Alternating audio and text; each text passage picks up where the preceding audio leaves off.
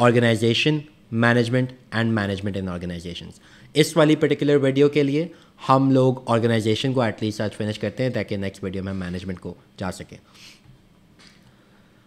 अच्छा जी, ऑर्गेनाइजेशन क्या होती है?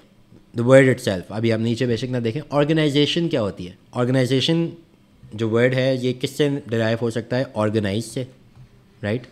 ऑर्गेनाइज से। ऑर्गेनाइज होना क्या होता है कि चीज़ों को एक सेट तरीके से, एक सेट पैटर्न में रखना। 3 कप्स पड़े हुए हैं जी, ऑर्गेनाइज तरीके से पड़े हुए हैं। एक पेन पड़ा हुआ है, ऑर्गेनाइज मतलब 4 पेन्स पड़े हुए हैं, एक सेट पैटर्न में पड़े हुए हैं। तो ऑर्गेनाइजेशन की मल्टीपल डेफिनेशंस हो सकती हैं, मल्टीपल तरीके से आप इसको इंटरप्रेट कर सकते हैं, लेकिन pretty much you get the concept. मैंने इसके अंदर जो बुलेट पॉइंटर्स आपको नज़र आ रहे हैं स्क्रीन के ऊपर, मैंने मल्टीपल इसकी ना कह लें तशरीह करके आपके सामने रखा हुआ है।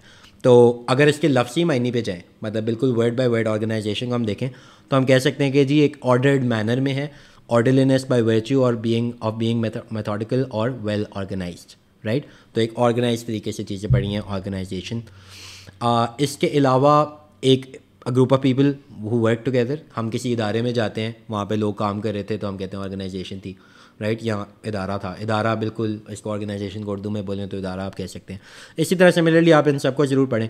तो ये मल्टीपल इसकी डेफिनेशंस कह सकते हैं आप, यहाँ एक्सप्लेनेशन में आप इसको यूज़ कर सकते हैं।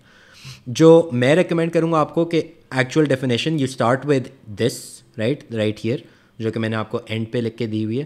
This is a perfect definition for the term organisation. What is this? Let's look at that.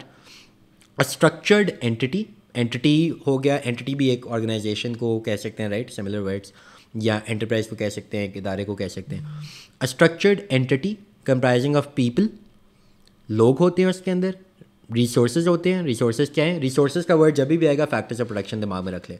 Raw materials भी रिसोर्सेज होते हैं एक्सेट्रा, ह्यूमन रिसोर्सेज हो सकते हैं, लेबर जो हमने पढ़ा था, कैपिटल हो सकता है।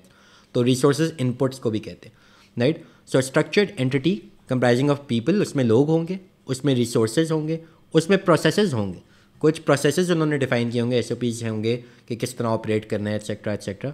So a structured entity comprising of people, resources and processes working together to achieve common goals and objectives. Let's say to achieve a profit. अब नॉन गवर्नमेंट ऑर्गेनाइजेशंस भी होती हैं, वो प्रॉफिट नहीं करती, लेकिन उनका फिर भी कॉमन गोल या ऑब्जेक्टिव होता है, राइट? अगर एक नॉन प्रॉफिट ऑर्गेनाइजेशन है, लेट्स से एक ऑर्फनेज है, उनका भी गोल तो है ना कि वेलनेस ऑफ द लाइक जो well being of their let's say अगर ऑर्फन्स है तो उनके बारे में हमने उनको अच्छी ज़िंदगी देनी है, तो गोल तो कॉमन है, राइट? तो प्रॉफिट खाली गोल नहीं होता, और भी गोल्स हो सकते हैं। इवन प्रॉफिट मेकिंग कंपनीज के भी डिफरेंट गोल्स होते हैं, इस पर मैं आता हूँ। तो इस डेफिनेशन से आप स्टार्ट करें ऑर्गेनाइजेशन के बारे में अगर कोई सवाल आता है, और फिर इसके ऊपर आप बिल्ड अपॉन इसके थ्रू कर सकते हैं, बिकॉज लेंथ तो आपको चाहिए, राइट? तो ऑर्गेनाइजेशन कोर मीनिंग क्या है, ये हमने इसको इधर देख लिया। लर्न राइट नाउ ने अपने कंपलसरी और ऑप्शनल कोर्सेज लॉन्च कर दिए हैं। अगर आप CSS की तैयारी कर रहे हैं तो डिस्क्रिप्शन में दिए गए हुए लिंक पे विजिट करें, या फिर हमारे WhatsApp नंबर पे कांटेक्ट करके अपने आप को इन कोर्सेज में एनरोल करें।